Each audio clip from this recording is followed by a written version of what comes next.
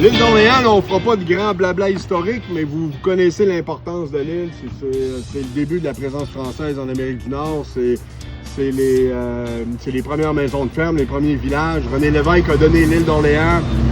Une des premières choses que René Lévesque a faites, il a donné l'île d'Orléans au ministère de la Culture.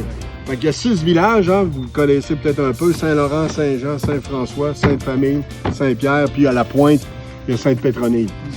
Chaque village a un peu sa personnalité. On va arrêter dans chaque village. Plus des ouvriers, des capitaines de bateaux, des fermiers, pommes de terre. Sainte-Famille, c'était des communautés religieuses un petit peu plus qui étaient là. Puis Saint-Pierre, ben, c'était plus commercial. Puis c'est celui-là qui s'est urbanisé un petit peu plus. Il y a quelques développements. Puis à la pointe de Sainte-Pétronille, ben, c'est les gens riches et célèbres. Fait que c'est un peu ça, on va arrêter à plusieurs endroits. Naturellement, on va commencer par des fraises, on n'a pas le choix. On n'a pas le choix, c'est obligatoire, on commence par des fraises. Après ça, on va aller se prendre un petit café à Saint-Jean.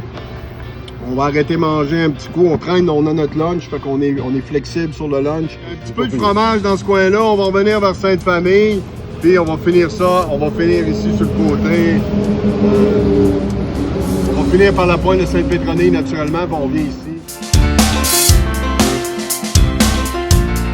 Salade grecque, omelette. Donc c'est un fromage un peu plus salé. Meilleur, c'est le top. Il est bon, tu sais, là. C'est complètement différent. Complètement différent, ouais, exact. Ça dépend avec quoi vous voulez manger ça. Si vous voulez manger des fromages tout seul, je conseille moins l'huile, je conseille plus les tonnes.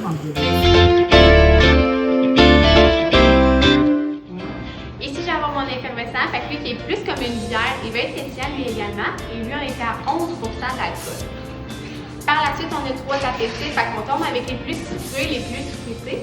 On a pomme fraise, pomme cassis, pomme fraise. Lui, il était une bougie d'allumage. Souvent, à l'immigration, c'est ça. Hein? Les gens ils arrivent de l'extérieur avec une nouvelle vision des choses. Et lui, il transformait son fruit.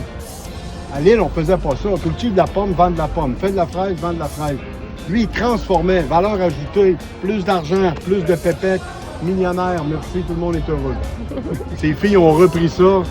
Lui, il faisait surtout du vin, la liqueur de cassis traditionnellement en France.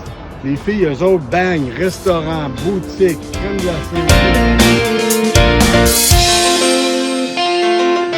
Chocolat noir, beurre d'érable et framboise. Oh, et ça, c'est un autre classique, chocolat au lait et caramel fleur de sel. Bon appétit. Les Français, c'était des fermiers, puis les anglophones avaient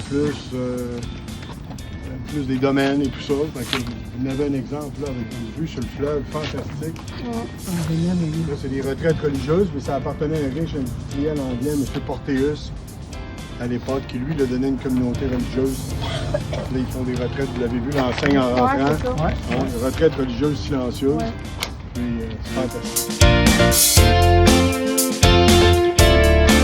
On commence par la blonde, qui est la Casbec. C'est une pilsner, celle qui est à gauche. À gauche? Ouais.